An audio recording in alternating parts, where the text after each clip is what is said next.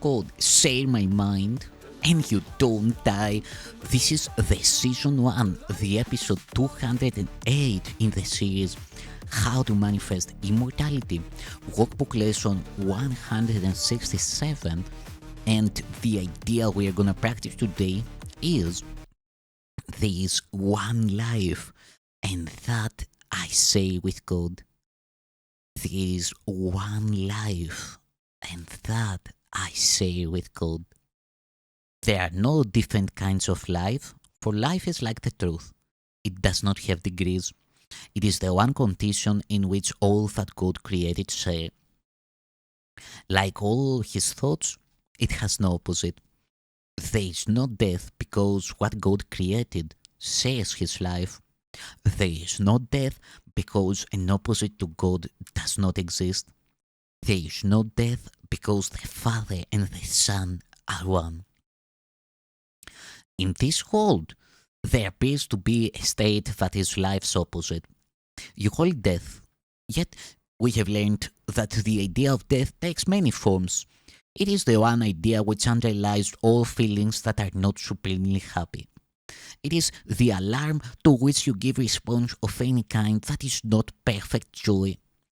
All sorrow, loss, anxiety and suffering and pain, even a little sigh of weariness, a slight discomfort, or the merest frown, acknowledge death, and thus deny you live. You think that death is of the body, yet it is but an idea, irrelevant to what is seen as physical. A thought is in the mind. It can be then applied as mind directs it. But its origin is where it must be changed if change occurs. Ideas leave not their source. The emphasis this course has placed on that idea is due to its centrality in our attempts to change your mind about yourself. It is the reason you can heal. It is the cause of healing. It is why you cannot die. Its truth established you as one with God. Death is the thought that you are separate from your Creator. It is the belief conditions change, emotions alternate because of causes you cannot control, you did not make, and you can never change. It is the fixed belief ideas can leave their source and take on qualities the source does not contain, becoming different from their own origin, apart from it in kind as well as distance, time and form. Death cannot come from life. Ideas remain united to their source. They can extend all that their source contains.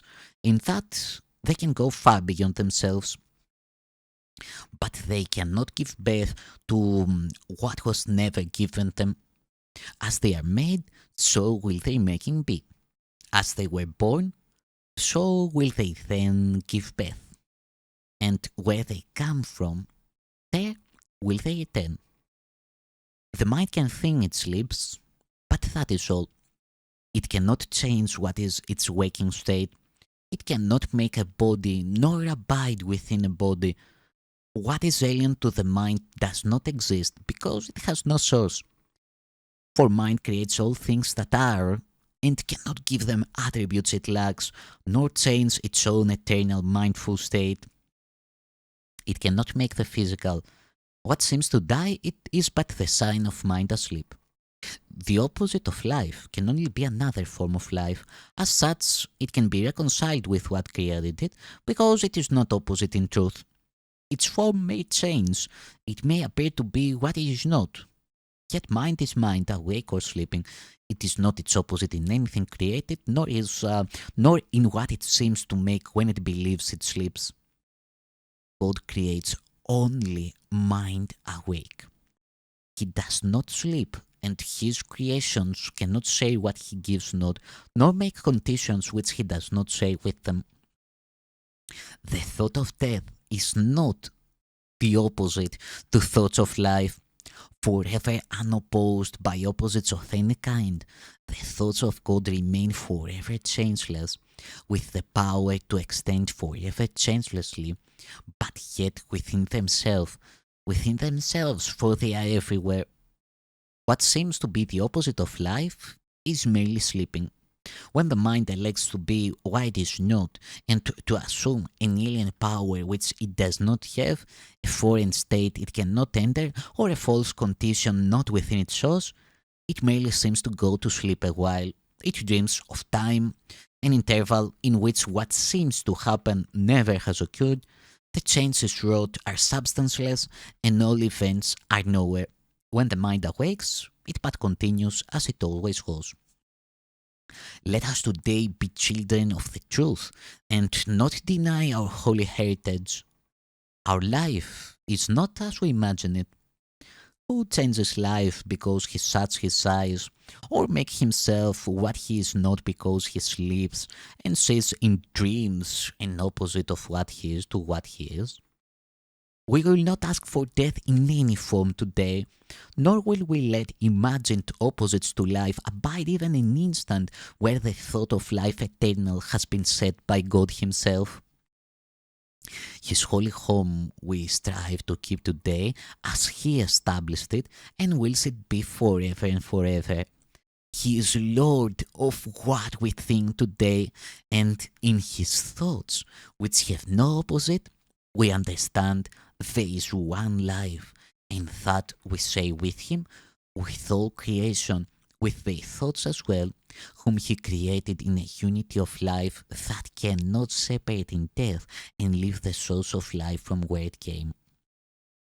We say one life because we have one source, a source from which perfection comes to us, remaining always in the holy minds which He created perfect. As we were, so are we now and will forever be. A sleeping mind must waken as it sees its own perfection mirroring the Lord of life so perfectly it fades into what is reflected there. And now it is no more a mere reflection. It becomes the thing reflected and the light which makes reflection possible.